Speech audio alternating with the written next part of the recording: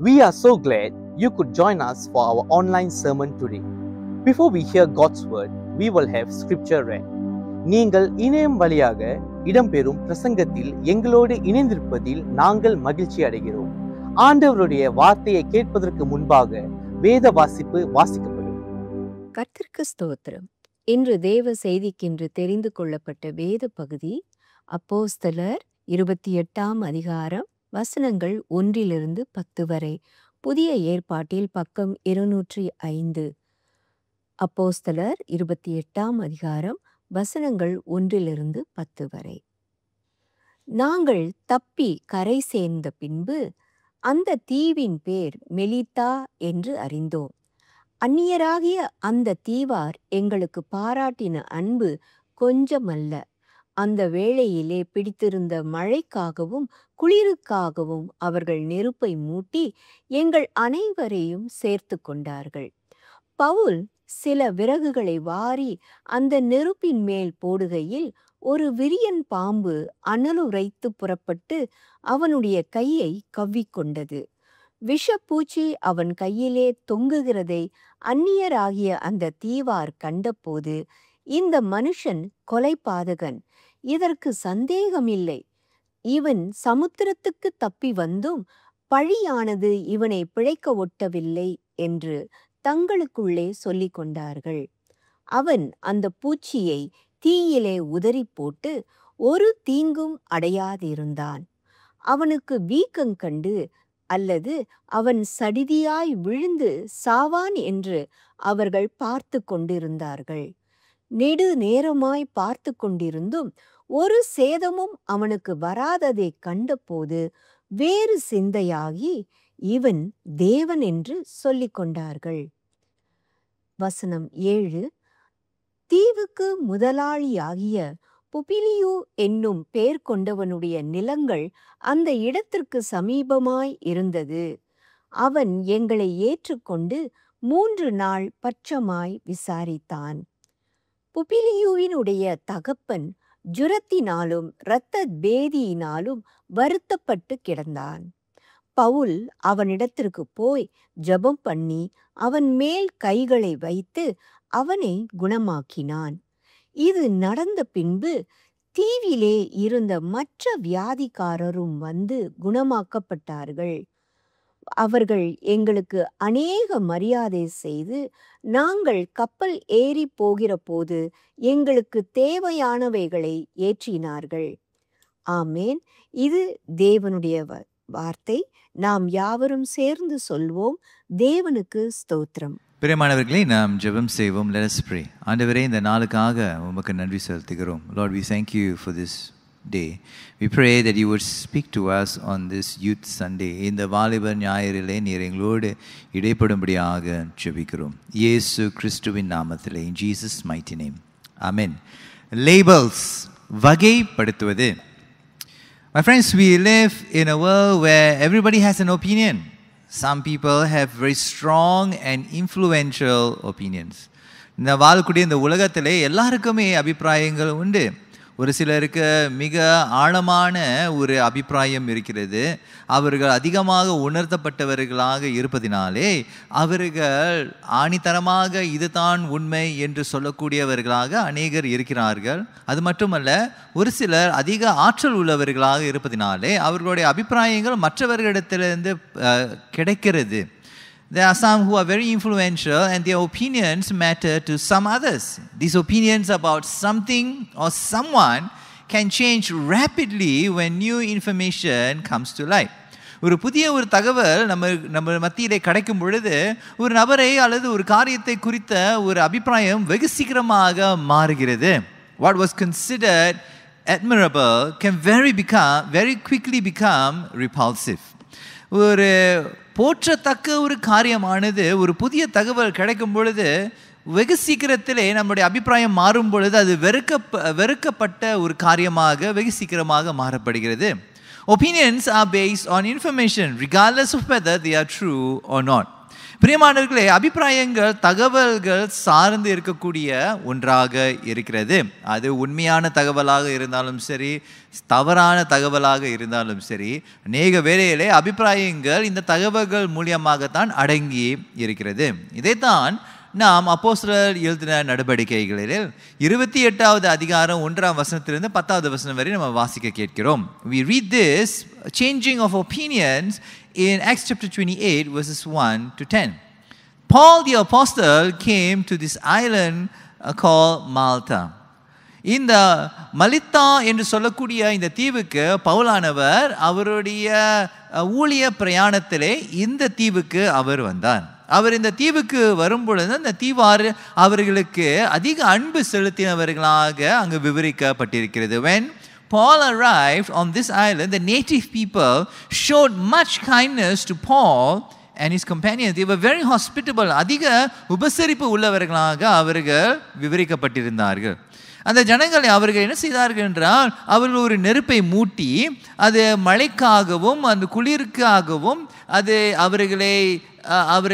அவர்களுக்கு ஒரு சொகுசை உருவாகுவதற்கு என்று அவர்கள் நெருப்பை மூட்டினார்கள். The people started a fire for Paul and his companions because it was raining and it was cold.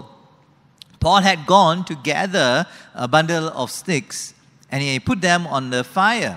And then a viper out of nowhere comes out of the heat and latches itself on Paul's hand. Pavul ஒரு சில விறகுகளை அவர் எடுத்து அந்த நெருப்பிலை அவர் போடும் பொழுது அங்கு விரியம் பாம்பு ஒன்று அங்கு புறப்பட்டு அவனுடைய கையிலே கவ்விக்கொண்டது என்று வேதம் நமக்கு சொல்கிறது. When the people saw that their kindness that was first described when Paul arrived had very quickly turned to judgment. இந்த ஜனங்கள் அந்த விரியம் பாம்பு பவுலுடைய கையை கவ்விக்கொண்டதை அவர்கள் பார்த்த உடனே அவர்கள் ஆரம்பத்திலே அந்த உபசரிப்பை, அந்த அன்போடு உபசரிப்பு இப்பொழுது நியாய தீர்ப்பாக மாறினதை நாம் கவனித்து பார்க்கிறோம். அது 28வது அதிகாரம் 4வது வசனத்திலே வாசிக்கலாம். விஷப்பூச்சி அவன் கையிலே தொங்குகிறதை அந்நியராகிய அந்த தீவார் கண்டபோது, இந்த மனுஷன் கொலை பாதகன், இதற்கு சந்தேகமே இல்லை, இவன் சமுத்திரத்துக்கு தப்பி வந்தும் பழியானது இவனை பிழைக்க ஒட்டவில்லை என்று தங்களுக்குள்ளே சொல்லிக் கொண்டார்கள். When the native people saw the creature hanging from his hand, they said to one another, "No doubt this man is a murderer. Though he has escaped from the sea, justice has not allowed him to live." The people on the island believed that the gods use storm and sea to execute justice. அந்த தீவார் அவருடைய நம்பிக்கை என்னவென்றால், தேவர்கள் புயலும் கடலையும் அவர்கள் பயன்படுத்தி தன்னுடைய நீதியை நிறைவேற்றக்கூடியவர்களாக இருக்கிறார்கள் என்ற ஒரு நம்பிக்கையிலே அந்த தீவார் வாழ்ந்தார்கள். ஆகையாலே அந்த கடலையும் அந்த புயலையும் தாண்டி வந்த இந்த பவுல் இப்பொழுது அந்த விரியன் பாம்பு தன்னுடைய கையை கவ்விக்கொண்டு இருந்ததை அந்த தீவார் பார்க்கும் பொழுது இப்பொழுது அவர்கள் என்ன சொல்கிறார்கள் என்றால், நீதி என்று சொல்லக்கூடிய அந்த தெய்வம் இப்பொழுது பவுலை தாக்கியது, நீதியை நிறைவேற்றியது என்று அவர்கள் புரிந்து கொண்டார்கள். They believe that the goddess justice used the viper to execute justice on Paul, who had escaped from the storm and the sea. இந்த அப்போஸ்தலர் எழுதின நடவடிக்கை 27வது அதிகாரத்தை நீங்கள் வாசிக்கும்படியாக நான் கேட்டுக்கொள்கிறேன். I want to encourage you to go and read Acts chapter 27. In Acts chapter 27, Paul and the companions had just escaped the sea and the storm and the winds, and they had just come to the island called Malta. மலிதா என்று சொல்லக்கூடிய இந்த தீவுக்கு அவர்கள் எப்படி வந்தார்கள் என்றால், அந்த காற்றையும் கடலையும் தப்பி வந்து அவர்கள் அதிக சேதம் உருவாக்கக்கூடிய ஒரு வாய்ப்பு இருந்தும் அவர்கள் எப்படியோ தப்பி வந்து கர்த்தருடைய கிருபையினாலே இப்போ இந்த தீவுக்குள்ளாக கர்த்தருடைய பாதுகாப்பின் மூலமாக இந்த தீவுக்கு வருகிறார்கள். ஆனால் அந்த தீவாருடைய அந்த நம்பிக்கை என்னவென்றால், இவர்கள் காற்றையும் கடலையும் புயலையும் அவர்கள் கடந்து வந்தாலும் இப்பொழுது அந்த தெய்வம், நீதி என்று சொல்லக்கூடிய அந்த தெய்வம் இப்பொழுது அந்த விரியன் பாம்பினாலே அந்த ஒரு நியாயத்தை நீதியை நிறைவேற்றியது, இவன் கட்டாயமாக ஒரு கொலைபாதகனாகத்தான் இருக்க முடியும் என்று அவர்களுடைய அபிப்பிராயத்தில் அந்த ஒரு நம்பிக்கையாக இருந்தது. Now if you read Acts chapter 27, Paul and his companions had just escaped a shipwreck and they had just come onto this island called Malta. And the people who saw them just coming onto the island and having seen the viper latching onto Paul's hand, they came to an understanding that even though they had escaped the storm and the sea, justice, the goddess justice, had now executed justice on Paul by sending the viper and trying to execute justice on Paul. So the islanders believed that bad things happen to bad people. கெட்டவர்களுக்கு கெட்டது நடக்கும் என்ற அந்த நம்பிக்கையிலே வாழ்ந்தவர்கள் தான் இந்த தீவார்கள். The belief system caused them to turn their love for Paul, their hospitality for Paul, to judgment. அந்த உபசரிப்பு, ஆரம்பத்தில் இருந்த அந்த உபசரிப்பு இப்பொழுது நியாய தீர்ப்பாக மாறின முக்கிய காரணம் என்னவென்றால் அவர்களுக்குள்ளாக இருந்த அந்த நம்பிக்கை அமைப்பானது. அந்த நம்பிக்கை அமைப்பானது அவர்கள் என்ன சிந்தித்தார்கள் என்றால், தேவர்கள் காற்றையும் புயலையும் இப்படிப்பட்ட மிருகங்களையும் பயன்படுத்தி நீதியை நடப்பிக்கும் என்ற ஒரு நம்பிக்கை அமைப்பு அவர்களுக்கு இருந்தது. ஆகையால் அவர்கள் இந்த காற்றையும் இந்த புயலையும் இந்த கடலையும் தாண்டி வந்த இந்த பவுலானவன் இப்பொழுது பிழைத்திருந்தாலும் இந்த தெய்வமானது அந்த விரியன் பாம்பை அனுப்பி இப்பொழுது நீதியை நிறைவேற்றுகிறது என்ற அந்த நம்பிக்கை அவர்களுக்கு இருந்ததினாலே அந்த அடையாளத்தை கண்டு அவர்களுடைய அபிப்பிராயமானது மாறப்பட்டது. புதிய தகவல் அவர்களுக்கு கிடைத்து விட்டது. ஒருவேளை அந்த காற்றும் அந்த கடலையும் அவர்கள் தாண்டி வந்தால் ஒருவேளை அவன் நிரபராதி என்று அவர்களுக்கு ஒரு உணர்வு வந்து அவர்களை உபசரித்திருக்கலாம். ஆனால் அந்த விரியன் பாம்பு இப்பொழுது அந்த கையை கவ்வி கொண்டதினாலே கட்டாயமாக இவன் ஒரு கொலை பாதகன் தான் என்று அவர்கள் ஒரு முடிவுக்கு வந்திருந்தார்கள். Now when they first survived the shipwreck, the people on the island perhaps may have thought that maybe this guy is innocent.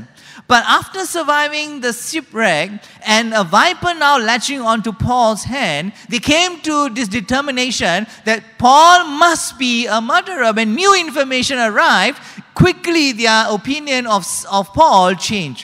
புதிய ஒரு தகவல் அங்கு வரும் பொழுது, புதிய ஒரு காரியம் நடைபெறும் பொழுது, கெட்டவர்களுக்கு கெட்டது தான் நடக்கும் என்ற அந்த நம்பிக்கை அவர்களுக்கு இருந்ததினாலே அவர்கள் அந்த அபிப்பிராயமானது வெகு சீக்கிரமாக அங்கு மாறப்பட்டது என்று நம்ம கவனித்து பார்க்கிறோம். The islanders were basing Paul's worth and value by interpreting the signs that were based on their belief system. இந்த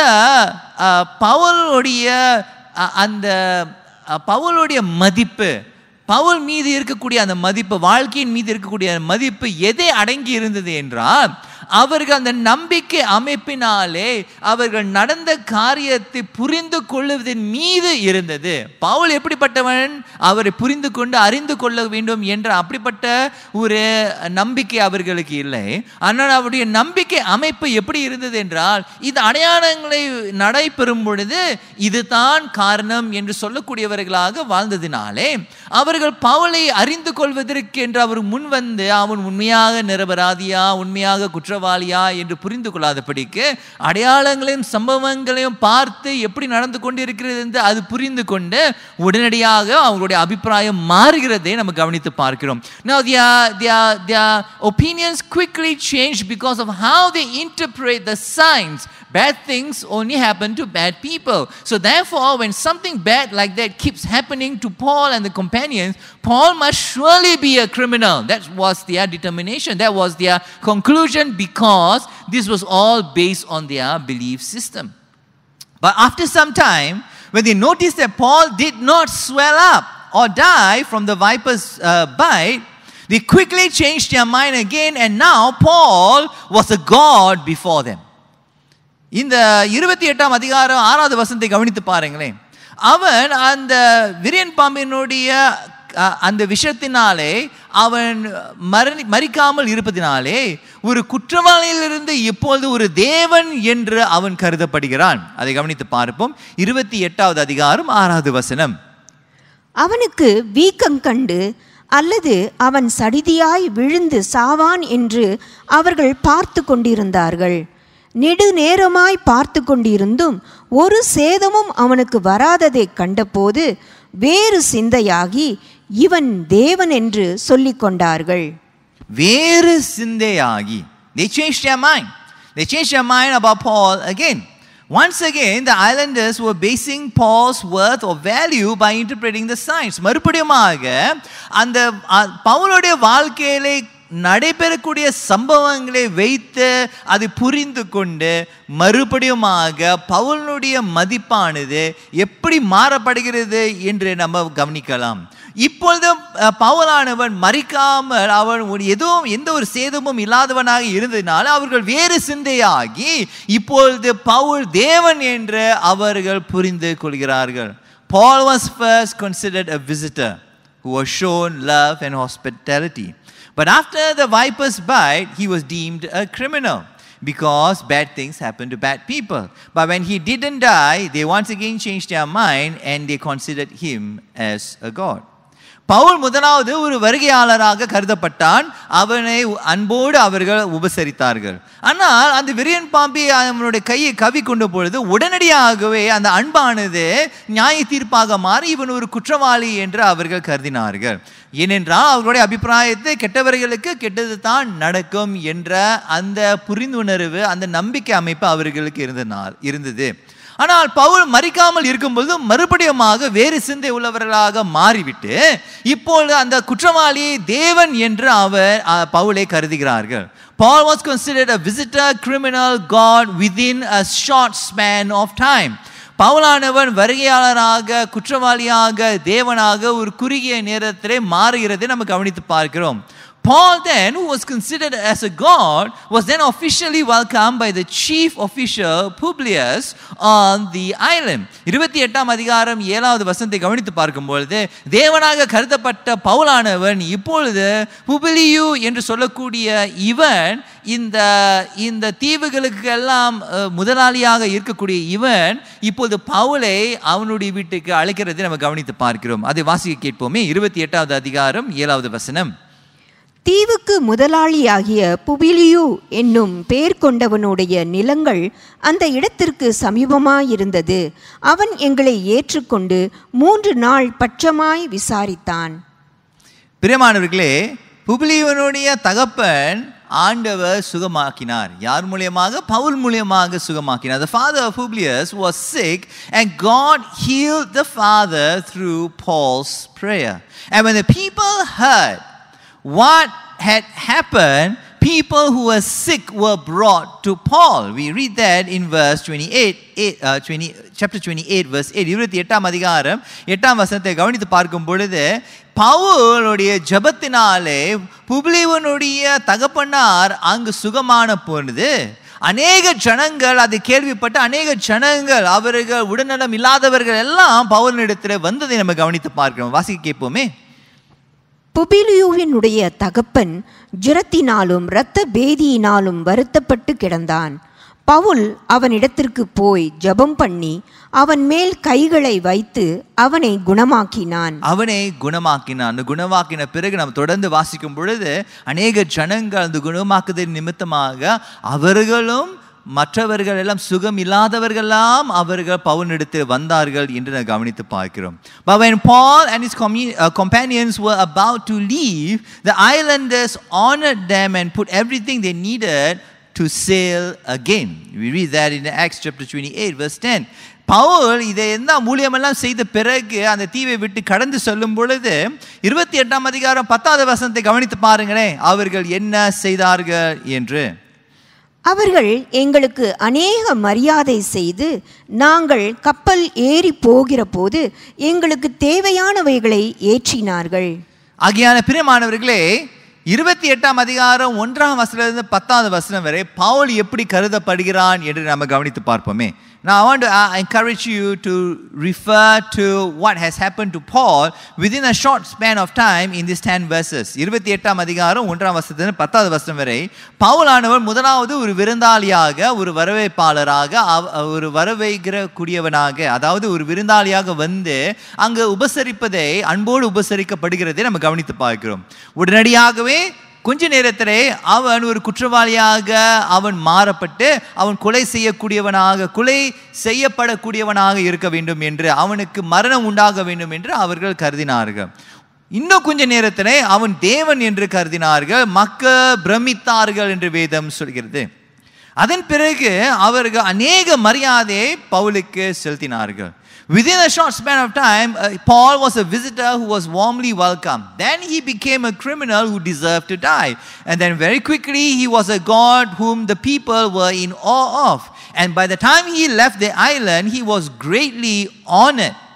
Each time the islanders gained new information about Paul, their opinion about Paul changed drastically and rapidly. ஒவ்வொரு தடவையும் அந்த தீவாருக்கு புதிய தகவல் அவர்களுக்கு கிடைக்கும் பொழுது பவுல் மீது உள்ள அந்த அபிப்பிராயம் வெகு சீக்கிரமாகவும் மாறிக்கொண்டிருந்ததை நம்ம கவனித்து பார்க்கிறோம். The change in their opinions was drastic because of their worldview. பிரியமானவர்களே, ஏன் அவர்களுடைய அபிப்பிராயம் எவ்வளவு சீக்கிரமாக அங்கு மாறிக்கொண்டே இருக்கிறது என்றால், அவர்கள் அவனமாகவே அந்த உலகத்தை பார்த்தார்கள், அவனமாகவே அவர்களுடைய நம்பிக்கை அமைப்பு இருந்தது. They understood situation by interpreting signs. இந்த சம்பவங்களை விவரித்து சம்பவங்களை புரிந்து கொள்ளக்கூடிய விதத்திலே அவர்கள் வாழ்ந்ததினாலே ஒரு காரியம் நடைபெறும் பொழுது கட்டாயமாக இது தான் இருக்கும் என்று அந்த அப்படிப்பட்ட ஒரு நம்பிக்கையை வாழ்ந்ததினாலே அபிப்பிராயங்கள் வெகு சீக்கிரமாக மாறிக்கொண்டிருந்ததை நம்ம கவனித்து பார்க்கிறோம். Does the rapid and drastic change in opinions that is described in Acts chapter 28 verses 1 to 10 reflect the way that we behave today also, my friends? பிரியமானவர்களே, அப்போஸ்தலர் எழுதின நடபடிக்கை 28ஆம் அதிகாரம் 1ஆம் வசனத்திலிருந்து 10ஆம் வசனம் வரை நம்ம கவனித்து பார்க்கும் பொழுது இந்த வெகு சீக்கிரமாக அபிப்பிராயங்கள் மாறக்கூடிய இந்த நிலைமையானது நம்மளுடைய வாழ்க்கையிலும் அப்படிப்பட்டவர்களாக நம்ம இருக்கிறோமா? உடனடியாகவே ஒரு காரியம் நடைபெறும் பொழுது இதனால் தான் நடந்தது என்று நாம் அங்கே நியாய தீர்ப்பு செய்துவிட்டு அபிப்பிராயங்கள் நல்லவனாக இருந்தவன் நம்முடைய பார்வையிலே உடனடியாகவே ஒரு கெட்டவனாக மாறக்கூடியவனாக இருக்கக்கூடிய, மாறிக்கொண்டே இருக்கக்கூடிய அபிப்பிராயங்கள் உள்ளவர்களாக நாம் இருக்கிறோமா? Do we drastically, rapidly change our opinions about people by interpreting signs for ourselves? பிரியமானவர்களே, நீங்களும் நானும் ஒருவேளை சம்பவங்களை பார்த்து இதனால தான் நடந்திருக்கும் என்று சொல்லி நம்முடைய ஜனங்கள் மீது இருக்கக்கூடிய அபிப்பிராயங்கள் வெகு சீக்கிரமாக மாறிக்கொண்டே இருக்கிறதா? Like bad things happen to bad people, is that the way that we view and treat people as well? கெட்டவர்களுக்கு கெட்டது தான் நடக்கும் என்று நாமும் அப்படிப்பட்ட ஒரு நம்பிக்கை அமைப்பு உள்ளவர்களாக இருந்து நாமும் அவனமாக நடந்து கொண்டிருக்கிறோமா? This was the worldview of people who did not know Jesus, my friends, nor his teachings. இப்படிப்பட்டவர்கள் அப்போஸ்தலர் 28ஆம் அதிகாரம் 1ஆம் வசனத்திலிருந்து 10ஆம் வசனம் வரைக்கும் வாசிக்க கேட்கக்கூடிய அந்த வசனங்களிலே இவர்கள் தேவனாகிய இயேசுவை அறியாதவர்களாக இருந்தார்கள், அவர்களுடைய போதனையும் அறியாதவர்களாக இருந்தார்கள்.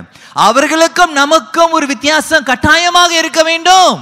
There must surely be, my friends, some sort of a difference between the way that the people on that island who did not know Jesus nor his teaching behave and the way that you and I who have Jesus and his teaching behave. Do we as believers have such worldviews as well? இப்படிப்பட்ட உலகத்தை பார்க்கக்கூடிய பார்வையானது அந்த 28ஆம் அதிகாரம் 1ஆம் வசனத்திலிருந்து 10ஆம் வசனம் வரைக்கும் இருக்கக்கூடிய அந்த நபர்களுக்கு இருக்கக்கூடிய அந்த வாழ்க்கை முறை நம்முடைய வாழ்க்கையிலே இருக்கிறதா? If we do, what does it inform us about our own discipleship growth, my friends? அவனமாக 28ஆம் அதிகாரம் 1ஆம் வசனத்திலிருந்து 10ஆம் வசனம் வரை நடக்கக்கூடிய அந்த வழிமுறையிலே நம்ம அந்த மனம் மாற்றுதல் நடைபெறுவதை நம்ம கவனித்து பார்த்தோம் அல்லவா? அவனமாகவே நம்முடைய வாழ்க்கையில் வெகு சீக்கிரமாக அபிப்பிராயங்கள் மற்றவர்களை குறித்து மாறிக்கொண்டே இருக்குமானால் நம்முடைய சீஷத்துவ வளர்ச்சியை குறித்து அது என்ன சொல்கிறது? Jesus taught his disciples not to judge. இயேசு தன்னுடைய சீஷர்களை பார்த்து நியாயம் தீர்க்க கூடாது என்று மத்தேயு எழுதின சுவிசேஷம் 7ஆம் அதிகாரம் 1ஆம் வசனத்திலிருந்து 6ஆம் வசனம் வரைக்கும் நாம் வாசிக்க கேட்கிறோம். வாசிக்கப்போமே. நீங்கள் குற்றவாளிகள் என்று தீர்க்கப்படாதபடிக்கு மற்றவர்களை குற்றவாளிகள் என்று தீர்க்காதிருங்கள். ஏனெனில் நீங்கள் மற்றவர்களை தீர்க்கிற தீர்ப்பின்படியே நீங்களும் தீர்க்கப்படுவீர்கள். நீங்கள் மற்றவர்களுக்கு அளக்கிற அளவின்படியே உங்களுக்கும் அளக்கப்படும். நீ உன் கண்ணில் இருக்கிற உத்திரத்தை உணராமல் உன் சகோதரன் கண்ணில் இருக்கிற துரும்பை பார்க்கிறது என்ன? இதோ உன் கண்ணில் உத்திரம் இருக்கையில் உன் சகோதரனை நோக்கி, நான் உன் கண்ணில் இருக்கும் துரும்பை எடுத்து போடட்டும் என்று நீ சொல்வது எப்படி? மாயக்காரனே, முன்பு உன் கண்ணில் இருக்கிற உத்திரத்தை எடுத்து போடு, பின்பு உன் சகோதரன் கண்ணில் இருக்கிற துரும்பை எடுத்து போட வகை பார்ப்பாய். பரிசுத்தமானதை நாய்களுக்கு கொடாதேயுங்கள், உங்கள் முத்துக்களை பன்றிகள் முன் போடாதேயுங்கள். போட்டால் தங்கள் கால்களால் அவைகளை மிதித்து திரும்பிக் கொண்டு உங்களை பீறி போடும். பிரியமானவர்களே, இங்கு இயேசு என்ன சொல்கிறார் என்றால், நியாய தீர்ப்பதற்கு முன்பதாக நமக்கு உணர்வு இருக்க வேண்டும். Now here Jesus refers to passing judgment on people without awareness, without taking notice. அதைத்தான் 7ஆம் அதிகாரம் 3ஆம் வசனத்தை கவனித்து பார்க்கிறோம். நீ உன் கண்ணில் இருக்கின்ற உத்திரத்தை உணராமல், நமக்கு உணர்வு இருக்கிறதா நம்மிலே குற்றம் இருக்கிறது என்று, நம்மிலே ஒரு குறை இருக்கிறது. நியாய தீர்ப்பதற்கு முன்பதாக, அபிப்பிராயத்தை நாம் உருவாவதற்கு முன்பதாக நமக்குள்ளாக ஒரு உணர்வு இருக்கிறதா? அதான் இயேசு இங்க சொல்கிறார். Now Jesus here is saying, before you form an opinion about people and pass a judgment, are you aware? Do you take notice of what is within you first before you form an opinion, before you pass a judgment, before someone becomes a bad person, before someone becomes a criminal, before you elevate someone, what is within you? உனக்குள்ளாக ஒரு நபர் ஒரு குற்றவாளியாக மாறுவதற்கு முன்பதாக, உம்முடைய அபிப்பிராயத்தில் ஒரு தேவனாக உன்னுடைய கண்களுக்கு முன்பாக மாறுவதற்கு முன்பதாக, ஒரு நல்லவனாக இருந்து ஒரு கெட்டவனாக மாறுவதற்கு முன்பதாக, உன் அபிப்பிராயத்திலே இப்படிப்பட்ட மாற்றங்கள் நடைபெறுவதற்கு முன்பதாக உன்னிலே இருக்கக்கூடியவைகளே உனக்கு உணர்வு இருக்கிறதா என்று இயேசு கேட்கிறார். Do you take notice? Are you aware? Now Jesus also refers to the readiness of the one who is at fault to receive correction as well. இயேசு ஒரு அந்த திருத்துதலை பெற்றுக்கொள்வதற்கு ஒரு ஆயத்தமும் இருக்க வேண்டும் என்று ரெண்டு காரியமும் சொல்கிறார். Now the one who passes judgment, the one who brings about correction, the one who seeks to bring about correction must have awareness of himself or herself. But at the same time, if let's say one has an awareness, there also must be a readiness of the one who receives correction as well. பிரியமானவர்களே, இயேசு என்ன சொல்கிறார் என்றால், ஒரு உணர்வு இருக்க வேண்டும். அந்த அபிப்பிராயம் மாறுவதற்கு முன்பதாக ஒரு உணர்வு நமக்குள்ளாக இருக்க வேண்டும். என்னிலே அப்படிப்பட்ட ஒரு குறை இருக்கிறதா இல்லையா என்று நான் யோசித்து பார்க்க வேண்டும். ஒருவேளை அதெல்லாம் அலசி பார்த்து விட்டு ஒன்றுமே இல்லாமல் கபடம் இல்லாதவனாக நான் இருந்தாலும், அந்த திருத்துதலை கொண்டு வருவதற்கு முன்பதாக நம்ம நன்றாக யோசிக்க வேண்டும். இந்த திருத்துதலை பெற்றுக்கொள்வதற்கு இவர் ஆயத்தமாக இருக்கிறாரா இல்லை என்று. பரிசுத்தமானவைகளை நாய்களுக்கு கொடாதீயுங்கள், உங்கள் முத்துக்களை பன்றிகளின் மீது போடாதீயுங்கள். ஏனென்றால் இந்த மிருகங்களுக்கு எல்லாம் இது என்ன என்று புரிந்து கொள்ள அவர்களுக்கு அந்த உணர்வு இல்லை. Now here Jesus is referring to the awareness that dogs and pigs have. They have got no awareness. So the awareness cuts both ways. The awareness of the one who is giving correction and the awareness of the one who is receiving correction. பிரியமானவர்களே, உணர்வு என்று சொல்லும் பொழுது ரெண்டு வகையும் இருக்கிறது. அது அந்த திருத்துதலை கொண்டு வரக்கூடியவர்களுக்கு அந்த உணர்வு தன்னிலே இருக்கிறதா, எனக்கும் குற்றம் இருக்கிறது, அந்த உணர்வு இருக்கிறதா. அதே வேளையிலே அந்த பெற்றுக்கொள்வர்களுக்கும் அந்த உணர்வு இருக்க வேண்டும், புத்தி தெளிய வேண்டும். அப்பொழுது தான் அவர்கள் அந்த திருத்துதலை கேட்டுக்கொள்வார்கள். Now Jesus teaches us to be careful about passing judgment and having opinions that are not Christ-like. பிரியமானவர்களே, நாம் இயேசு நமக்கு என்ன கற்றுக் கொடுக்கிறார் என்றால், நாம் நியாய தீர்க்கக்கூடாது. அதே வேளையிலே அபிப்பிராயங்கள் உருவாகும் பொழுது கிறிஸ்துவ சம்பந்தப்படாத அபிப்பிராயங்கள் நம்மளுடைய சிந்தனையிலே இடம் கொடுக்கக்கூடாது. You and I shouldn't allow opinions to settle in our hearts that have got no association with Christ whatsoever. The passing of judgment and the forming of opinions about people by interpreting signs and situations was something even Job's friends did. யோபனுடைய நண்பர்கள் கூட அப்படித்தான் நடந்து கொண்டார்கள். யோபனுடைய நண்பர்கள் அவர்கள் யோபனுடைய வாழ்க்கையிலே நடக்கக்கூடிய காரியத்தை அவர்கள் பார்த்து யோபு கட்டாயமாக பாவம் செய்திருக்க வேண்டும் என்று அவர்கள் ஒரு முடிவுக்குள்ளாக வந்தார்கள். Job's friends were believers of God. If you read their advice to Job, you know that they knew God. They were followers of God. நீங்க யோபனுடைய நண்பர்களுடைய அந்த பேச்சுரையை நீங்க கவனித்து பார்ப்பீர்கள் என்றால், யோபனுடைய நண்பர்கள் எல்லாமே அவர்கள் தேவனை விசுவாசித்தவர்கள் தான். ஆனால் அவர்கள் என்ன தப்பு செஞ்சார்கள் என்றால், கெட்டவர்களுக்கு கெட்டது தான் நடக்கும் என்ற அந்த அபிப்பிராயத்திலே அவர்கள் யோபுவை அவர் நியாயம் தீர்த்தார்கள். Now Job's friends were under the opinion that bad things happen to bad people. And so very quickly, even though they had knowledge of God, they were working on a different belief. தேவன் மீது அவர்களுக்கு நம்பிக்கை இருந்த போதிலும் அவர்களுடைய உண்மையான நம்பிக்கை அமைப்பானது வேற வித்தியாசமாகவே இருந்தது. They turned to interpreting signs and situations. They thought that they had figured God out. Job's friends thought that they had figured God out. யோபனுடைய நண்பர்கள் எல்லாம் தேவன் இப்படி தான் நடைபெறுவார் என்று அவர்கள் தேவனை நன்றாக அறிந்தவர்கள் மாதிரி பேச தொடங்கினார்கள். Scripture reminds us, my friends, that we are children of God regardless of what we do or what happens to us. பிரியமானவர்களே, தேவனுடைய வார்த்தை என்னமா சொல்கிறது? நாம் யாவுமே தேவனுடைய பிள்ளைகளாக இருக்கிறோம்.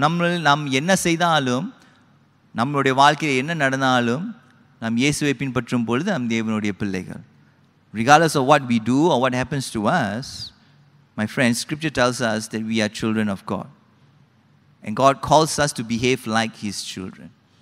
பிரியமானவர்களே, இயேசு நம்மளுடைய தேவனுடைய பிள்ளைகளாக இருக்கும் பொழுது இயேசு எவ்வளமாக வாழ்ந்தாரோ, எவ்வளமாக நடந்து கொண்டாரோ, அதே போல நாமும் ஒரே பேரான குமாரனாகிய இயேசுவை போல நீங்களும் நானும் வாழ வேண்டும். The value of someone does not depend on what they have done or what is happening to them, my friends. The value of someone depends on what God has done for them. ஒரு நபருடைய மதிப்பானது அவர்கள் என்ன செய்து கொண்டிருக்கிறார்கள், என்ன அவர்களுக்கு நேரிட்டது என்று அடங்கியது அல்ல. ஒரு நபருடைய மதிப்பு தேவன் இந்த நபருக்கு என்ன செய்தார் என்று அந்த மதிப்பு அங்குதான் அடங்கியிருக்கிறது. அந்த நபருக்கும் இயேசு மரித்தார். அந்த நபருக்கும் பிதாவானவர் தன்னுடைய ஒரே பேரான குமாரனை அனுப்பி ரட்சிக்க அனுப்பினார். Jesus valued every person enough to give his life for them. பிரியமானவர்களே, இயேசு ஒவ்வொரு நபரையும் அவர்கள் மீது உள்ள அந்த மதிப்பை அறிந்து அவர் தன்னுடைய ஜீவனை இவர்களுக்காக கொடுத்தார்.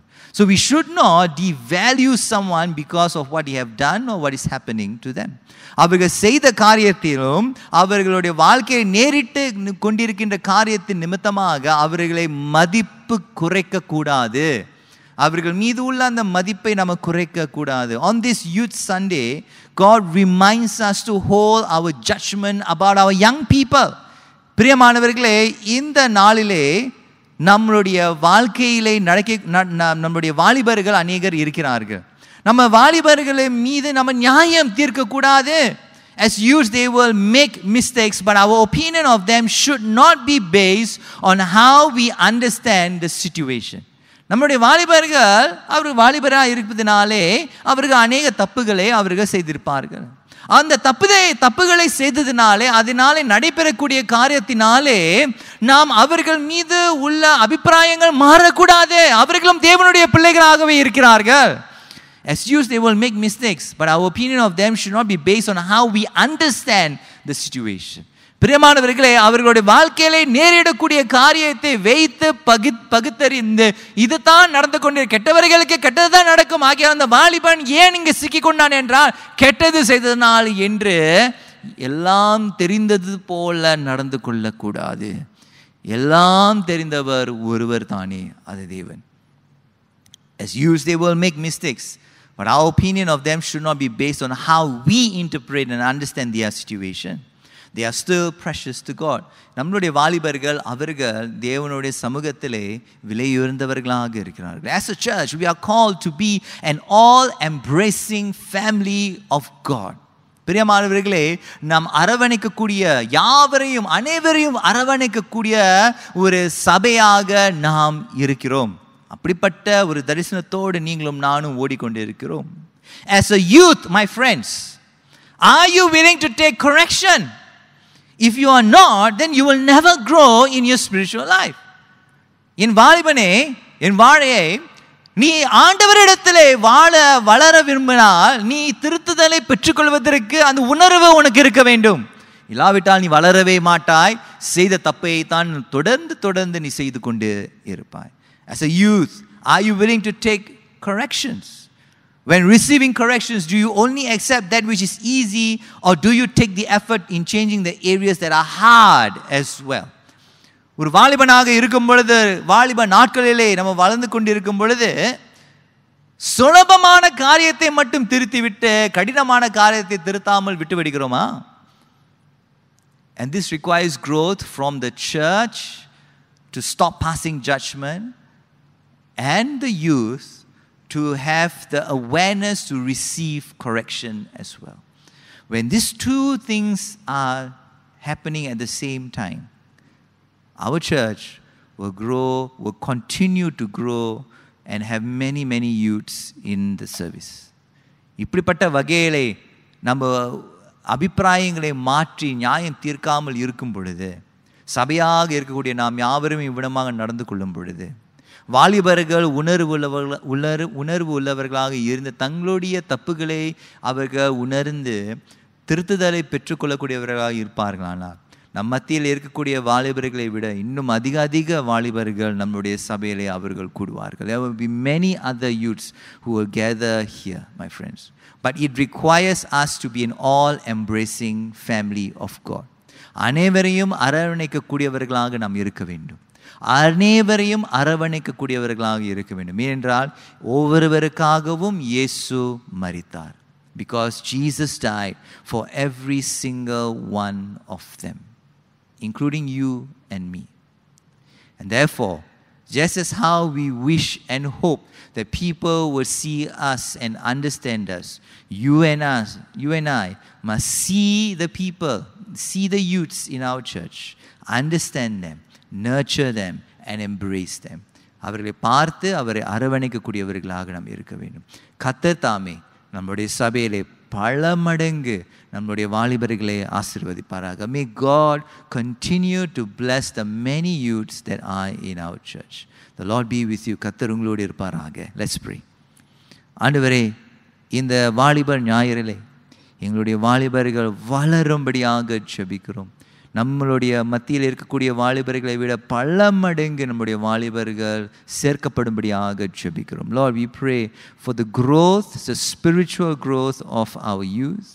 We pray for the numerical growth in our church for the youth. We pray and ask this in Jesus' name. இயேசு கிறிஸ்துவின் நாமத்திலே. Amen. We hope you have been blessed by the word of God today. If you have any questions after hearing the sermon today, or you need someone to talk to, please contact our church office. We would like you to know that you are not alone and that we as a church are willing to journey with you. We hope to be a safe space where you can grow in Christ as a person. We hope you have a great week. God bless you. நீங்கள் கர்த்தருக்குள் ஒரு நபராக வளர்ச்சி அடைவதற்கு உங்களது பாதுகாப்பான இடமாக நாங்கள் இருக்க விரும்புகிறோம். இந்த வாரம் உங்களுக்கு சிறந்த வாரமாக அமையட்டும். ஆண்டவர் உங்களை ஆசீர்வதிப்பாராக.